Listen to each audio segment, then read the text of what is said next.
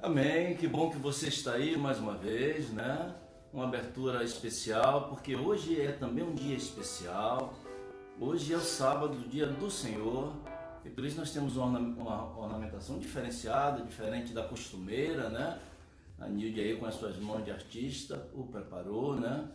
Louvado seja Deus por tudo, pelos dons, pelos talentos e pela disposição que há em nosso coração em servi-lo. Sábado é um dia muito especial para andar com Ele, para estar com Ele. Eu tenho certeza absoluta que hoje Ele vai estar presente em nossa live aqui, transmitida tanto pelo Facebook como pelo YouTube, e Ele haverá de falar mais uma vez ao seu coração e ao meu coração, ok? Vamos fechar os olhos, vamos falar com Deus, porque vamos abrir nesse instante a sua palavra.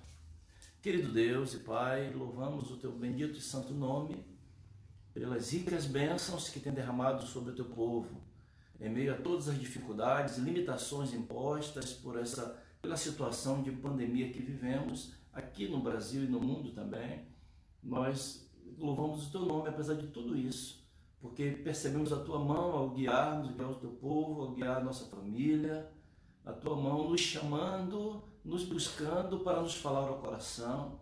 E nesse momento queremos abrir a Bíblia. Nós rogamos, ó Deus, em nome de Jesus, que o Senhor mais uma vez nos fale de maneira muito poderosa ao coração, que a Tua mensagem nos desperte, nos transforme, nos salve, nos cure e nos dê a esperança que necessitamos para viver neste mundo conturbado. São as bênçãos que oramos, agradecidos, em nome de Jesus. Amém e amém. Ok, meus irmãos, nós estamos começando hoje uma nova série, a série O Deus Incomparável. Eu queria muito fazer essa série, eu planejei bastante fazer essa série e finalmente nós chegamos, né, ao dia de começar essa série, O Deus Incomparável. Queremos ver alguns aspectos do nosso Deus maravilhoso, o Deus Salvador, o Deus que ama, o Deus que protege, o Deus que cuida, o Deus que está sempre perto, está sempre presente.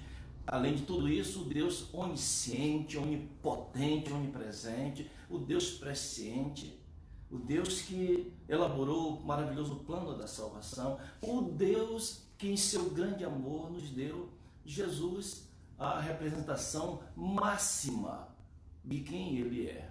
Deus se revela ao ser humano de três maneiras principais.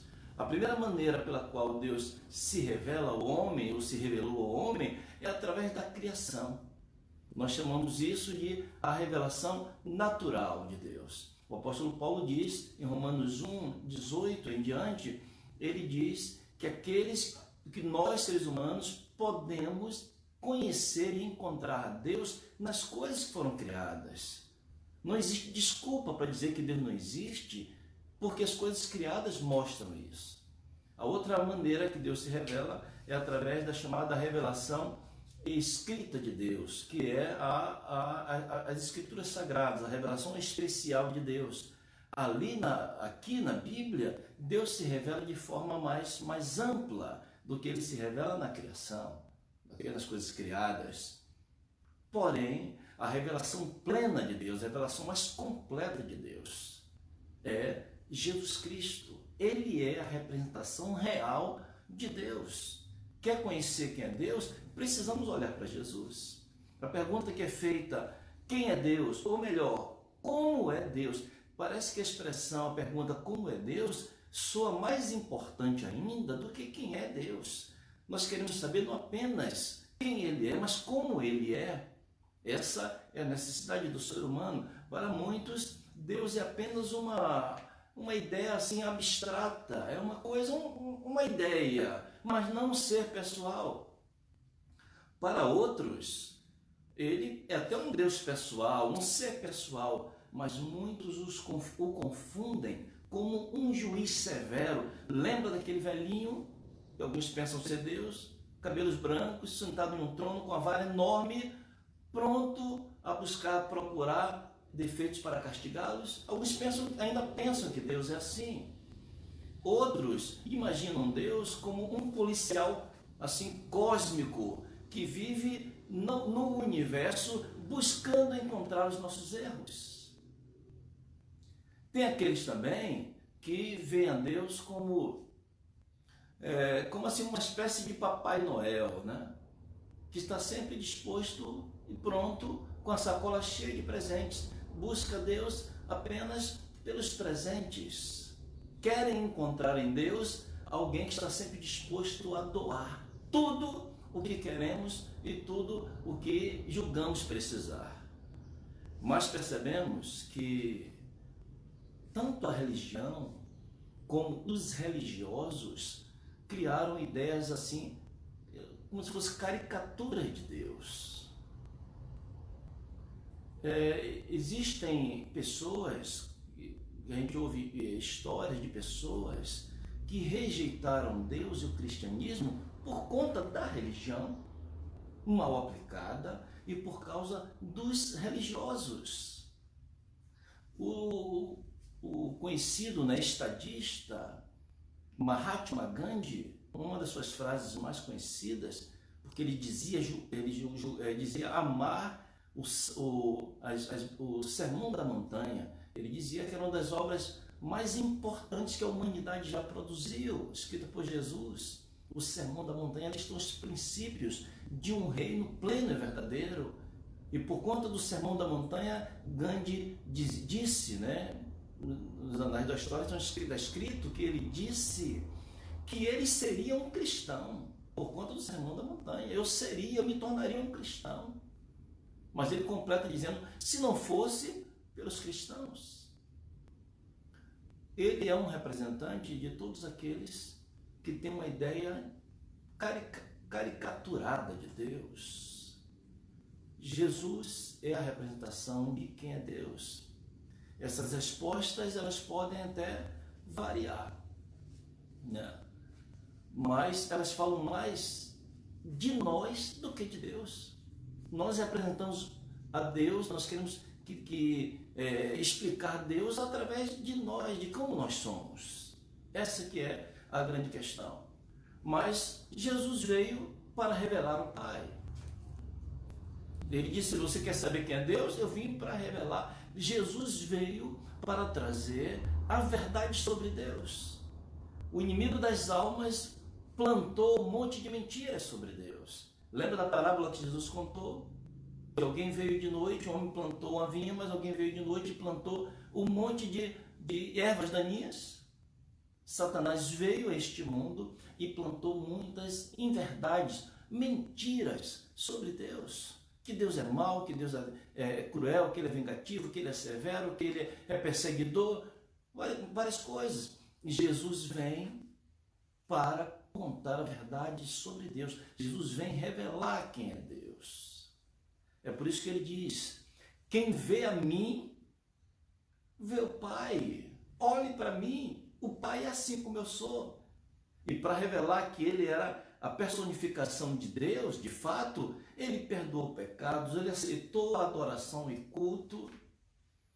Mas no livro de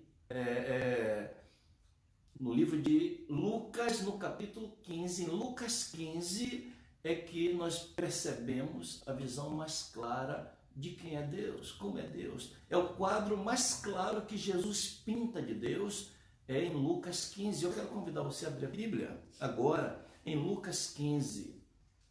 Lucas 15 é um dos meus capítulos favoritos, né? E quando em quando estou dizendo aqui para vocês, né, de alguns textos que para mim são favoritos. Lucas 15 é um deles. Aqui encontra-se 3 parábolas especiais. Vamos ler o capítulo 15, versículos 1 e 2. Diz assim na minha versão aqui: aproximavam-se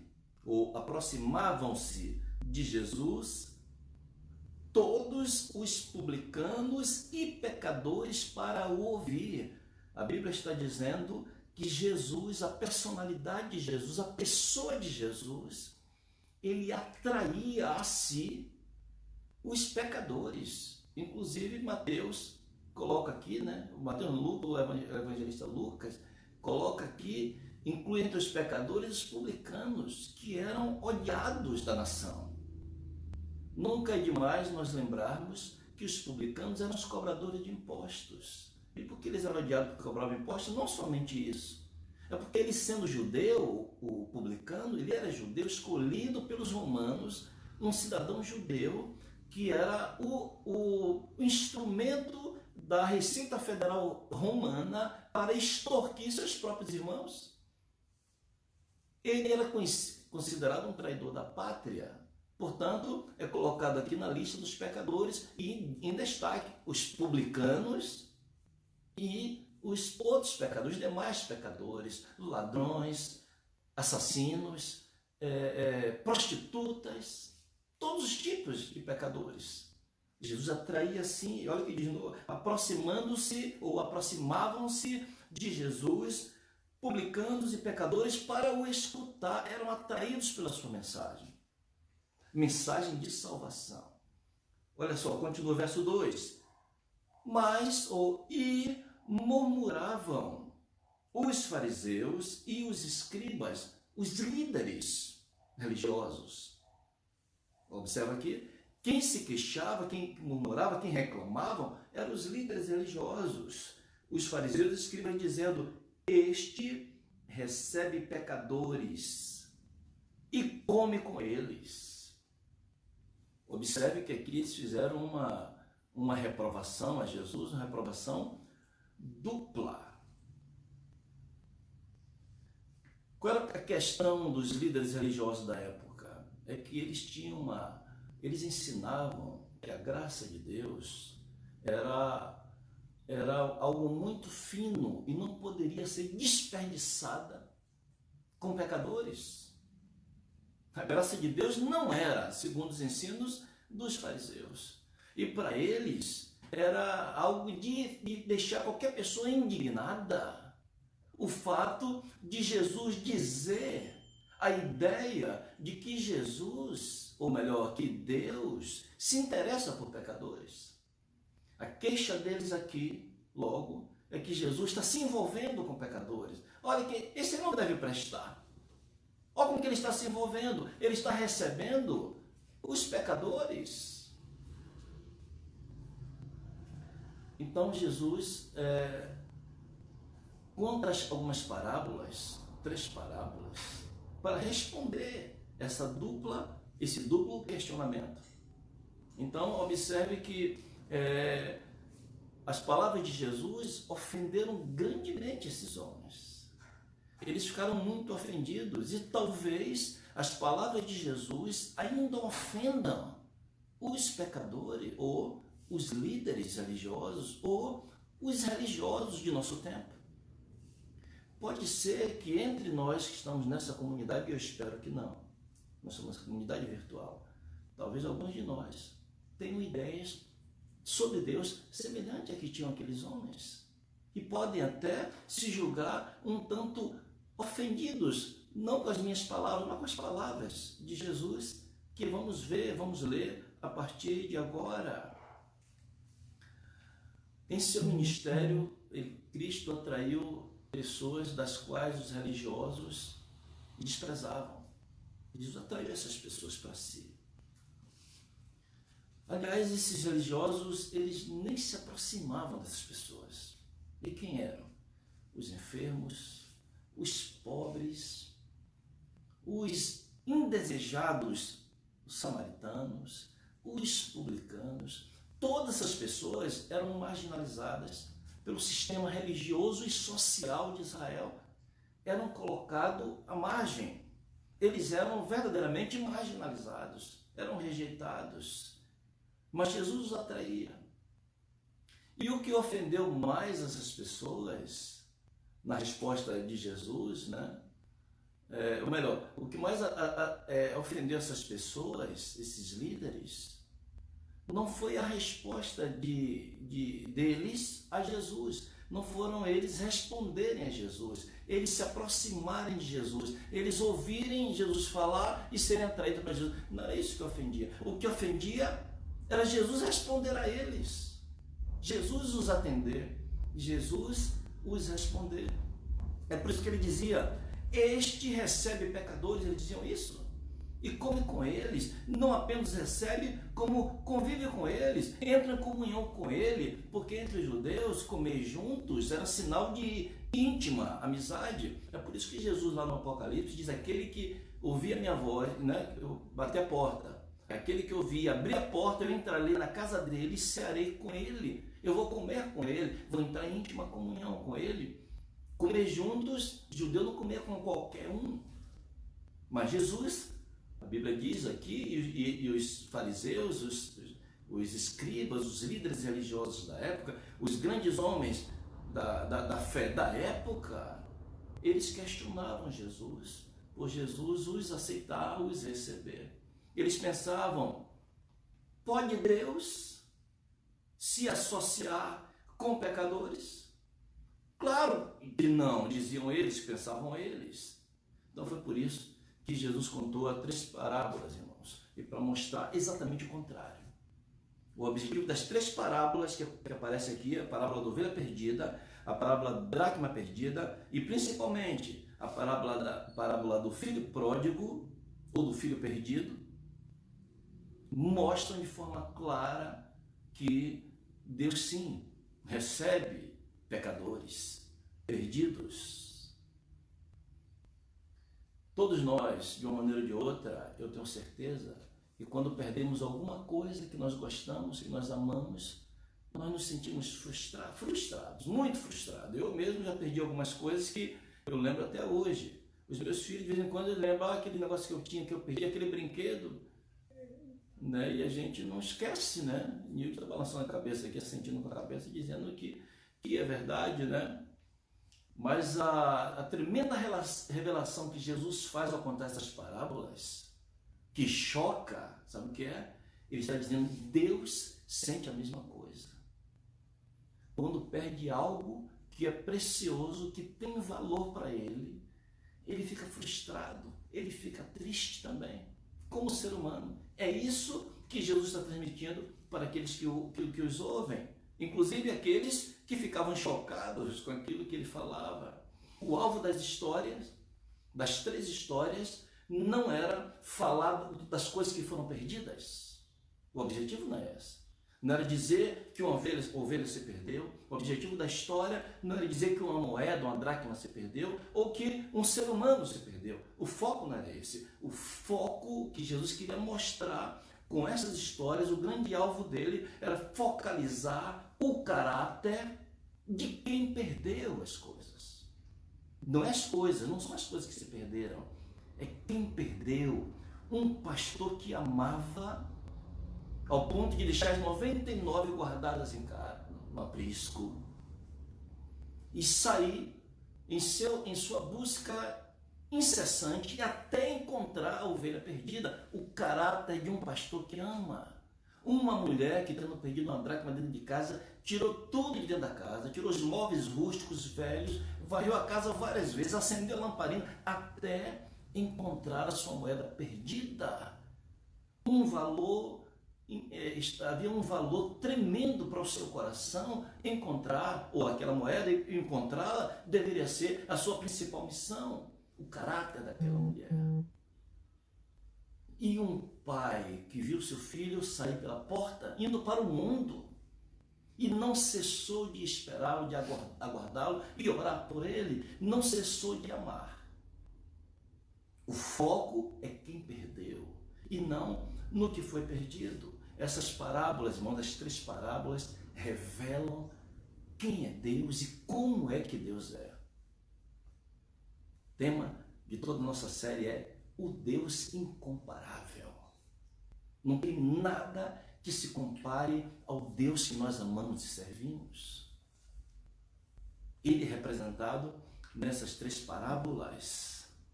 Você já viu alguma vez a agonia de um pai ou de uma mãe quando perde um filho? Já viu?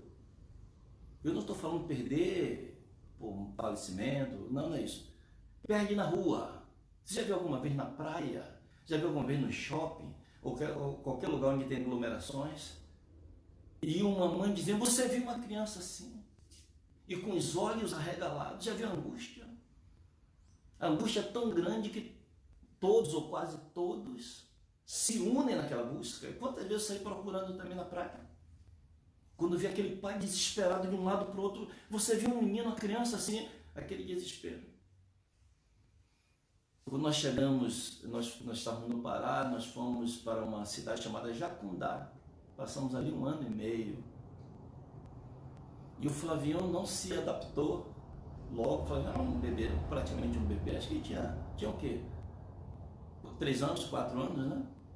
Entre 3 e 4 anos. Então ele não gostava, ele estava acostumado com a outra igreja de Itaituba, que tínhamos saído. Ele estava ali, naquela igrejinha dele, na salinha dele. E quando foi aquela outra sala, era desconhecida, as pessoas eram desconhecidas, as crianças eram desconhecidas, diferentes. E ele não queria ficar, ele dizia, essa aqui não é minha igreja.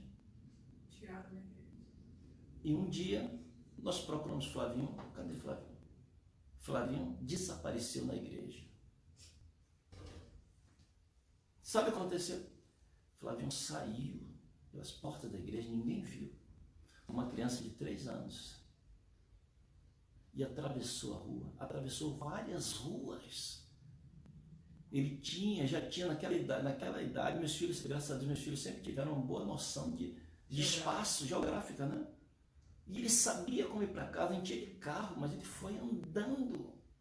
E eu peguei o carro desesperado, angustiado pela rua, imaginando que ele teria feito isso, voltado para casa. E eu encontrei brincando de carrinho. Irmãos, um pai, uma mãe que não perde um filho é um desespero muito grande. A lição dessas histórias é que os bens perdidos, eles não são esquecidos. O que Jesus está ensinando com essas histórias sobre Deus é que para Deus, os bens perdidos, aquilo que Ele ama, não é esquecido. E outra coisa, não perde o seu valor para Ele. Ele continua depositando o valor. O ser humano não tem valor em si mesmo. É um grande erro nós acharmos que existe valor em nós mesmos. Embora tenha algumas músicas aí, tem uma bem antiga que diz assim, você tem valor, você não tem valor. Porém, Deus valoriza-nos, mesmo sendo desvalorizados pelo pecado que nós somos. Então as coisas não são esquecidas. Outro aspecto importante da parábola é o caráter pessoal, né, de envolvimento que existe nela. A mulher se envolve na busca da sua ovelha e convida os amigos para dar uma festa, da sua ovelha, não, da sua dracma. O pastor, a mesma coisa com a sua ovelha. Existe um envolvimento pessoal. Nos 3 casos, observe aí, nos 3 casos, não é uma outra pessoa, não é um funcionário, não é um policial, não é um servo que vai em busca das coisas que se perdem. É o próprio dono que vai atrás. É o próprio Senhor que vai atrás. É o pastor que deixa os 99 e vai atrás. É a mulher que, em vez de chamar o marido, chamar os filhos, é ela quem vai buscar, procurar. É o próprio pai que procura, que espera, que se angustia pelo próprio filho. Existe um caráter, né, um envolvimento pessoal nessa busca. Agora, de todas as parábolas, a parábola do filho pródigo talvez seja a mais rica em ensinamentos. E eu quero concentrar a nossa atenção agora, a nossa atenção, né, justamente nessa parábola. Então vamos ler a partir do versículo 11, novamente, vamos ver uma parábola que eu conheço desde que eu sou garotinho. Ele não faz tão tempo assim. Então você conhece também, mas vamos ver, para fazer uma rápida leitura, e depois nós queremos encontrar algumas lições preciosas dessa história, ok? Diz assim, versículo 11 aqui na minha tradução. Continuou, ele tinha contado a parábola da ovelha perdida, a parábola da dracma perdida, agora a parábola vai contar a parábola do filho perdido. Contou a história, a parábola de um animal que se perde, de uma coisa inanimada que se perde, a moeda, e agora de uma pessoa perdida, um filho perdido. A história de um pai. Certo homem, certo pai, tinha 2 filhos. Só tinha 2 filhos, e o mais moço deles disse ao pai: Pai, dá-me a parte dos bens que me cabe, e ele, o pai, lhes repartiu os haveres. Aqui começa mostrando quem é Deus. O que o filho fez foi uma afronta. Na cultura judaica, especialmente nesses tempos, o filho solicitar ou cobrar do pai a herança significava que ele não estava interessado na vida do pai. Por ele, o pai já morreria, uma vez que a herança só era concedida após a morte do pai. Então, foi no mínimo uma grande afronta daquele filho fazer isso, mas o pai não leva em consideração a afronta. E o pai faz o que a mentalidade judaica na época não aceitaria. O discurso de Jesus, a história de Jesus foi rejeitada de imediato, porque o judeu não admitiria que um filho fizesse isso. Ele no mínimo seria deserdado. No mínimo seria deserdado. Mas o pai da parábola, que representa Deus, ele respeita as nossas decisões, irmãos. Ele respeita as nossas escolhas, ainda que sejam escolhas más, erradas. O filho escolheu ficar longe do seu pai, rejeitar o cuidado e o amor do seu pai. Foi o que ele escolheu e o pai aceitou, respeitou. Nós temos dificuldade para aceitar a opinião dos outros. Você percebeu isso? Nós, seres humanos, somos assim. E por conta disso existem tantas brigas, né? Tanto no campo político, no campo do campo esportivo e também no campo espiritual, no campo da religião. Nós temos dificuldade para conversar. Nós não sabemos conversar. Nós, seres humanos, somos assim. Nós conversamos e na nossa conversa deixamos bem claro que eu não respeito o que você pensa. Você pensa que você está errado. Nós somos assim.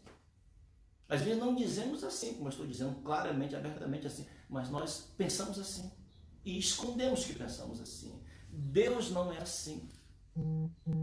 Deus respeita quando você quer se afastar dele. Quando você se afastou dele e cometeu esse pecado que está aí na sua mente agora, Deus respeitou. Deus não concordou, mas ele respeitou. E o pai da parábola respeitou, aceitou. Os judeus, se pudessem levantar a mão, ele tem uma coisa errada nessa história. Essa história está errada. Nenhum judeu vai aceitar isso. Mas eles ficaram ouvindo, ele queria saber, queriam saber aonde Jesus iria chegar. E ele continua, verso 13: Passado não muitos dias, o filho mais moço, ajuntando tudo que era seu, acho que ele pegou e vendeu tudo que foi dado para ele, né? Juntou o dinheiro e partiu para uma terra distante, o mais longe que ele podia.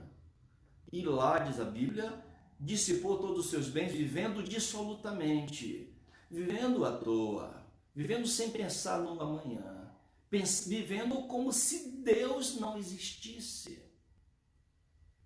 Ele fez de tudo para esquecer sua velha vida.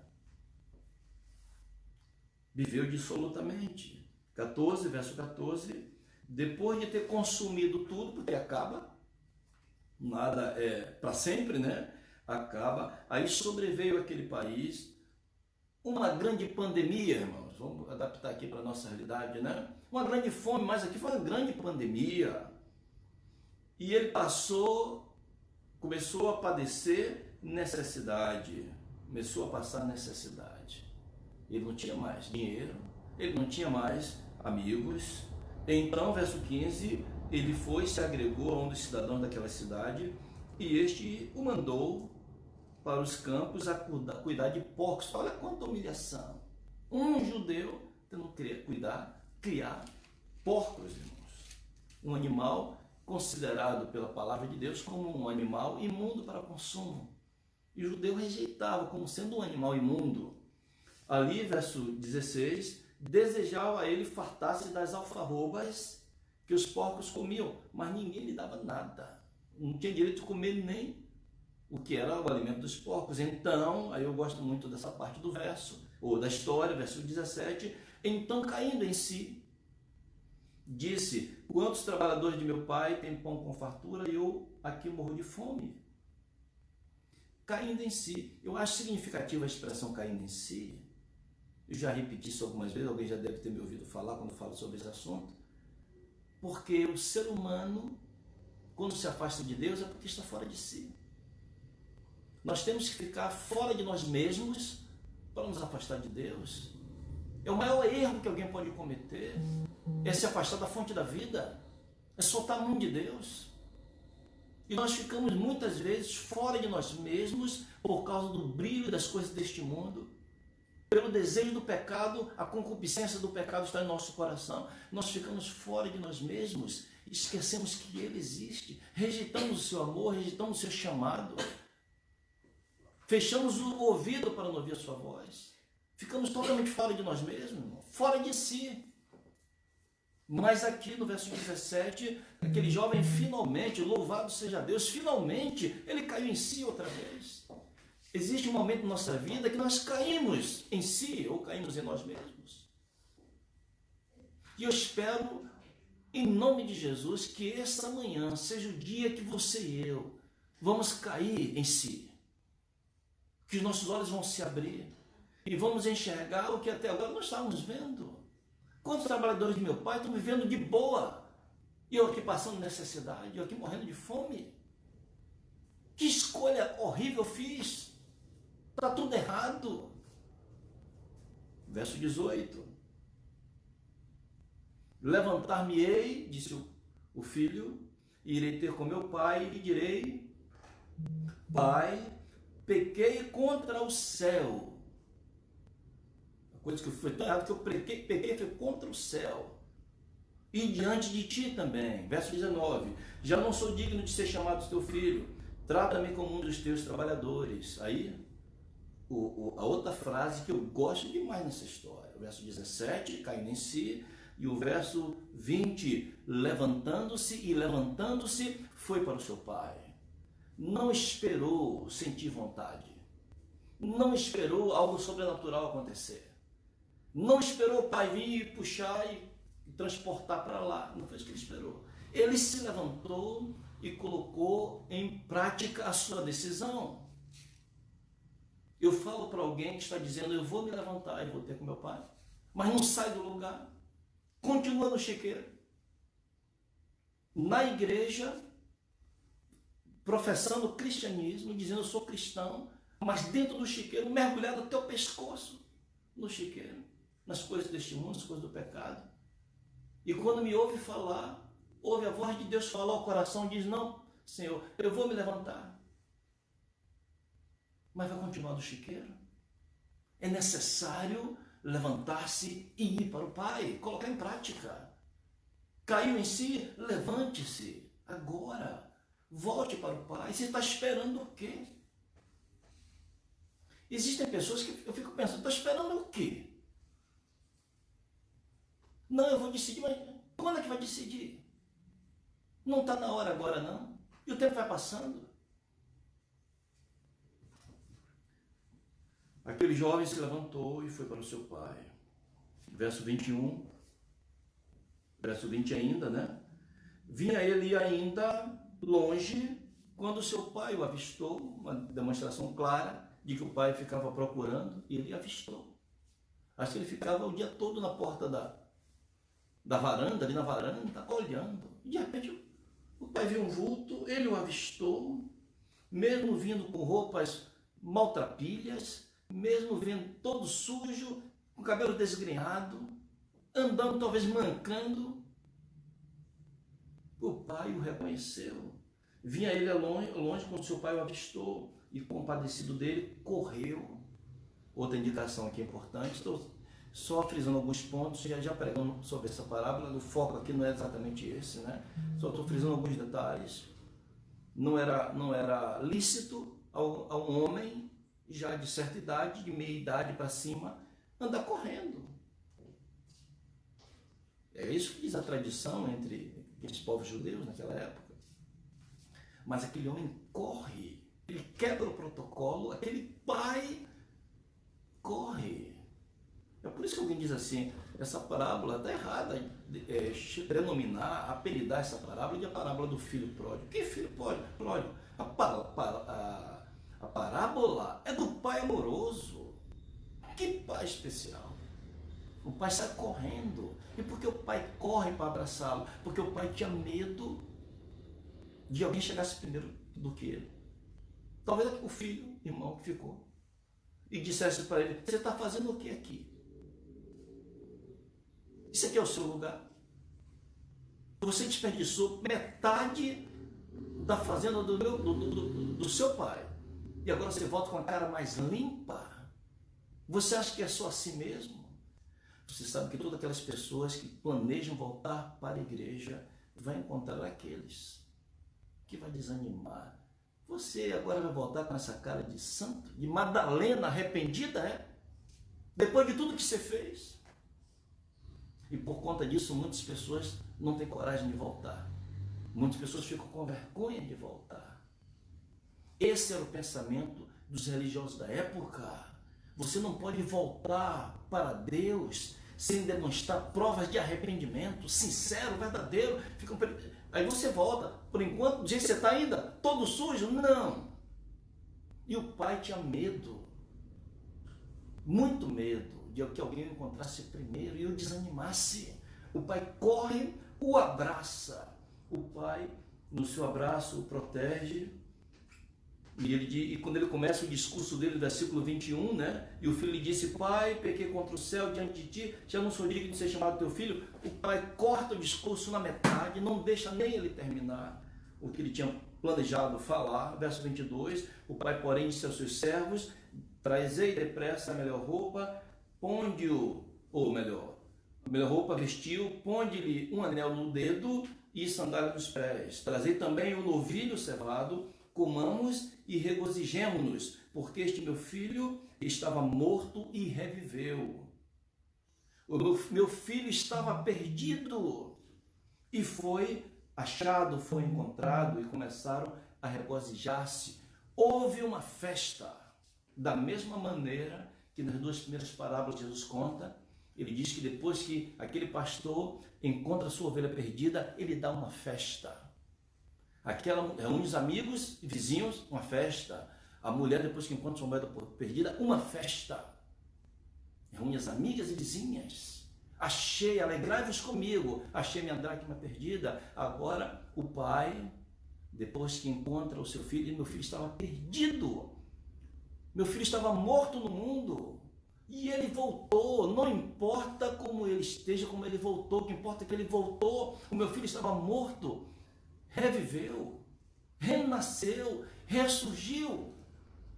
Ele está aqui entre nós. Eu acho muito interessante a expressão que Jesus usa para se referir ao Pai. Ele usa a expressão aramaica, Abba. Paulo também usa. Abba, Abba Pai. Abba é mais do que pai. Pai em hebraico os estudantes de hebraico, eu sei que tem muita gente que gosta de estudar hebraico, mas a expressão bar, não, peraí, acho que não, é filho que é bar, né? Esquece essa parte aqui agora, não estudei essa parte não, né? Mas a expressão Abba é aramaico, não é hebraico. E ela significa, sabe o quê? Não pai, significa papaizinho. Os judeus chamavam Deus de pai, mas não de Abba. Chamava pai da nação, o criador de todas as coisas, pai nesse sentido. Jesus, o apóstolo Paulo também, chama Deus de papai. Aqui na Bahia, ele seria chamado de painho. Painho.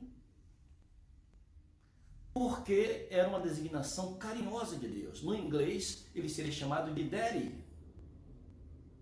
A expressão mais carinhosa para filho. Expressões como era, estão me corrigindo aqui nas bilíngues aqui, é daddy ou daddy?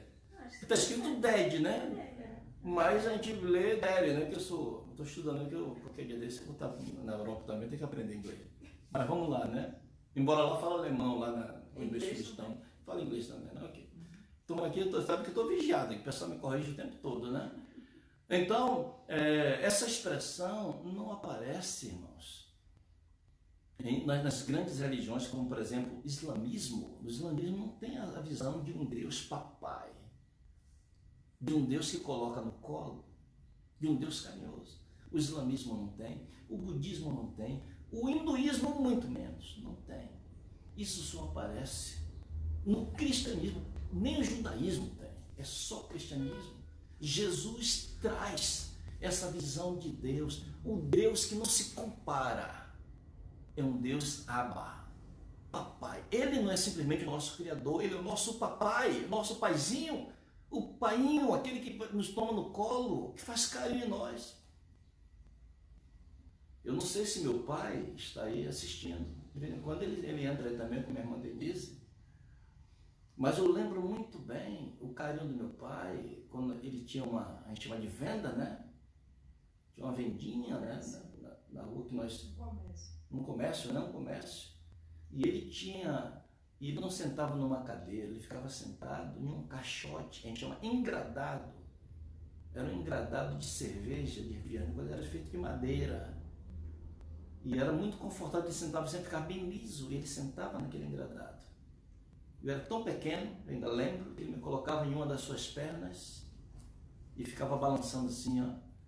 Era um momento muito especial para mim. Eu não lembro se fazia isso com os meus irmãos, mas eu lembro muito bem que fazia comigo. Colocava numa das pernas e balançava as pernas. E eu fazia um movimento, ó, e ficava aquele barulho. Vê como eu era criança. Na visão de Jesus, Deus é assim. Um Deus papai. Um Deus que corre, que abraça, que beija, que cuida, que ama, que sofre, que chora pela falta do filho. Essa relação pai-filho que Jesus apresenta, ela tem características muito pessoais, muito pessoais. A ênfase da história que nós relemos aqui não é na indignidade do filho, esse filho indigno. A ênfase não é que o filho é pródigo, que o filho não presta, que o filho é terrível, é ingrato. A ênfase não é essa. A ênfase da história é no amor do pai. Observe com detalhe, com cuidado. O amor do pai. O pai estava dizendo para ele, sabe o quê? Tudo está perdoado. Tudo está esquecido. A fome que você passou, cuidar dos porcos, tudo fica no passado. Tudo lá para trás, esquece. É o que o pai está dizendo para ele com a sua atitude. Não importa o que você viveu, o que você fez de errado ou de bom, quando você se encontra de novo com o pai, ele te abraça e diz, olha, está tudo esquecido. Observe que na parábola não existe uma única palavra de recriminação. Não existe necessidade do filho prestar contas para o pai. Ô pai, eu fiz isso, não precisa justificativa nenhuma.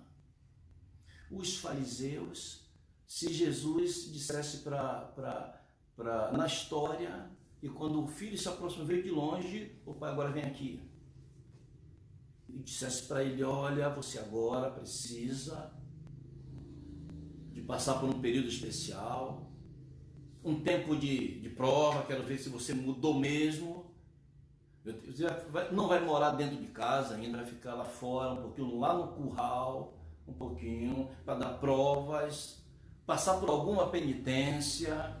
Se Jesus tivesse dito isso aí, os judeus, os fariseus tinham aplaudido de pé a história. Tinha dito, agora sim, é isso mesmo que tem que fazer com um filho desse.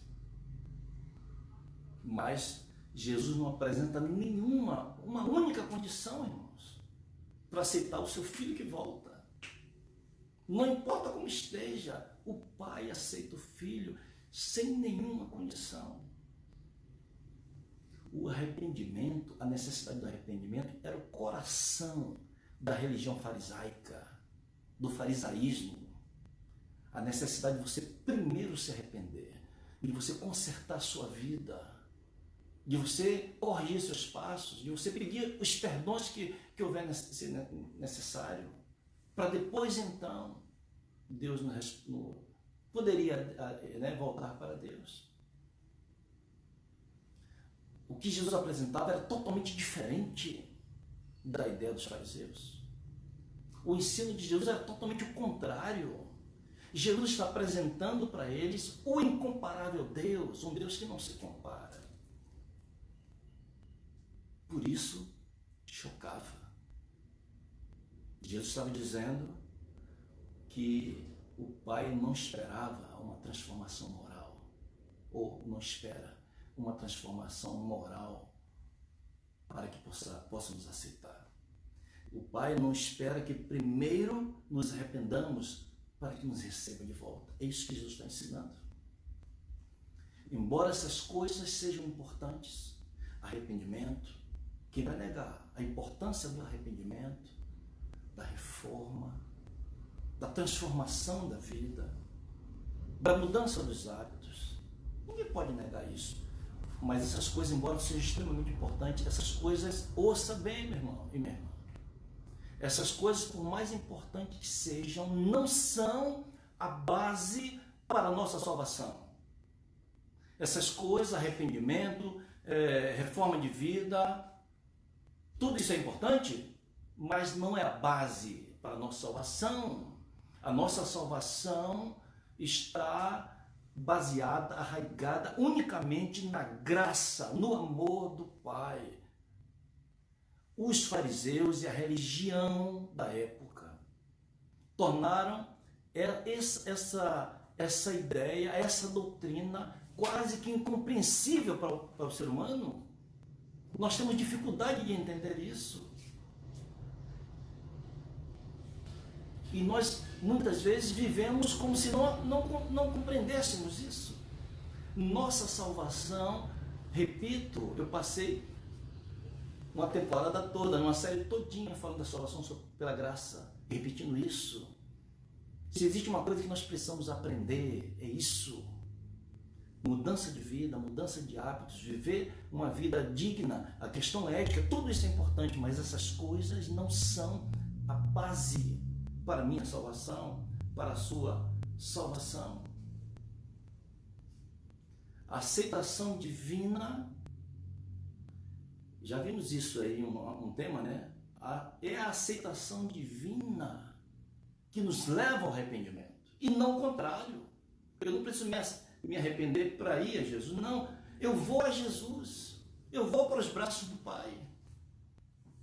Aí Ele cria em meu coração o arrependimento. Lembra disso aí? A graça de Deus. Aceitar a graça de Deus é a nossa maior necessidade. Deus opera sempre, sempre. Vou repetir mais uma vez. Deus opera sempre através da sua graça, jamais de outra maneira. É só pela graça. Só pela graça de Deus vamos encontrar esperança e encontrar salvação, irmãos.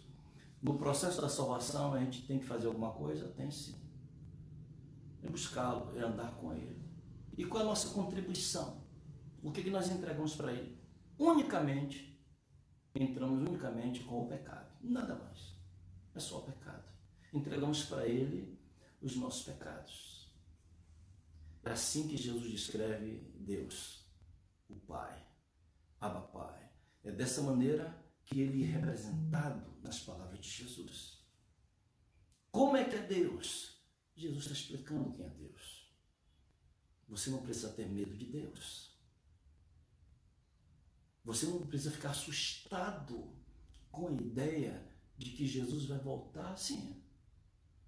Você vai ficar com medo? Eu lembro que eu contei uma história de um jovem comportou, lembrando que talvez tenha algum comportou aí nos assistindo. E quando imaginou a imagem lá, ele saiu correndo porque pensava que era Jesus que estava voltando. No seu coração havia medo de Deus. Jesus nos conta essa história para dizer: você e eu não precisamos ter medo de Deus, porque Ele é um Pai maravilhoso que recebe com carinho, com amor, os que estão envergonhados, os que estão cegos, os que estão impuros, os que estão surdos, os que estão leprosos, todos esses, os que estão imundos, todos esses Deus recebe, não nega a sua culpa. Deus não diz, não, você não tem culpa, Ele não nega a culpa. Porém, Ele perdoa e cura. Ele reconhece a nossa culpa, sim. mas Ele simplesmente purifica, perdoa, Ele cura. Onde você está hoje? Num país distante? Vivendo dissolutamente? Embora esteja professando estar na casa do Pai? Você diz que está na casa do Pai, mas o seu coração está numa terra distante, onde você vive alienado, totalmente alienado de Deus? Você se encontra como hoje? Desanimado? Deprimido ou deprimida? Sem nenhuma esperança? Aqui está o Deus que Jesus veio revelar. Aquele Deus que justifica o ímpio. Ele declara o ímpio, que quando o ímpio vai a ele declara ímpio, ou ele declara justo. Ele justifica o ímpio. O Deus que celebra, que se regozija, que dá uma festa quando nos purifica do pecado, quando Ele perdoa o pecado, quando Ele nos restaura, existe uma festa no céu. Ó, que belos hinos cantam no céu, pois se converteu um pecador. Esse é o Deus da Bíblia. Esse é o Pai amoroso que Jesus veio nos apresentar. Nós teremos uma canção especial nessa noite, uma das canções mais profundas, né, que a gente ouve, uma canção antiga, cheia de significado. Eu gostaria muito que você pensasse nessa letra, nesse Deus, nesse amor. Jesus apresentou um Deus que ama, um Deus que corre para nos encontrar, corre ao nosso encontro, estende os braços de amor para nos receber, um Deus que nos abraça. Esse Deus, hoje mesmo, agora mesmo, Ele quer tornar a você e a mim uma nova criatura. Ele quer tirar toda a imundícia que existe em nós. Ele quer nos lavar outra vez. A salvação, pela graça, é uma ação contínua, não pontual. Aconteceu lá atrás, ficou há 35 anos atrás, quando eu estava no grupo com os comportores. Não, lá também. Mas tem que acontecer hoje, todos os dias. Esse Deus maravilhoso é o único que pode, com muita alegria e autoridade, nos dizer: bem-vindos ao lar. Eu escutei Ele me chamando e dizendo: vem, entrega a sua vida a mim, mais uma vez. Permita que eu faça uma revolução na sua vida, que dê um sentido diferente à sua vida. Foi para isso que eu te criei, para que você seja plenamente feliz. E você só vai ser feliz se estiver em minha presença, se estiver nos meus braços, se estiver na minha casa. É a nossa oportunidade. Percebeu o Deus que Jesus revelou? Está na hora de esquecer aquele Deus mau, aquele Deus severo, aquele Deus vingativo. Não precisamos ter medo dele. Você percebe que as crianças não tinham medo de Jesus? Que as crianças queriam ir até ele, e ele tomava as crianças nos braços. Criança percebe quando a pessoa tem o rosto fechado, quando a pessoa não sabe lidar com ela, ele percebe, se afasta. A criança não quer conta, mas com Jesus, essas crianças se regozijavam em estar. Os discípulos tinham que brigar com os pais para não trazer as crianças, porque os discípulos diziam que estavam incomodando Jesus. E Jesus dizia: não impeçam as crianças, deixai vir a mim. Esse é o Deus que nós amamos e servimos. Que Ele tenha nos encontrado hoje. Que Ele possa dizer: este meu filho estava perdido e foi achado. Que Ele possa dizer isso por nós. Que hoje existe uma grande alegria no céu, que nós fomos reencontrados. Se deseja ser reencontrado por Jesus agora, levante sua mão aqui, quero ver a sua mão. Louvado seja Deus pela sua decisão. Vamos orar. Querido e bondoso Deus, louvamos o teu santo nome, porque o Senhor é quem tu és. Nós te louvamos não pelo que o Senhor faz, mas pelo aquilo que o Senhor é. Pelo teu amor, pelo teu cuidado, pelo teu carinho, pela tua insistência em chamar a nossa atenção. Nós aprendemos e nos acostumamos a viver longe de ti. Mas nessa manhã, todos nós, alguns levantaram as mãos, outros disseram alguma palavra, outros esboçaram nenhum tipo de reação, mas em seu coração disse: Senhor, eu te aceito como meu Senhor, meu Salvador e o meu Pai.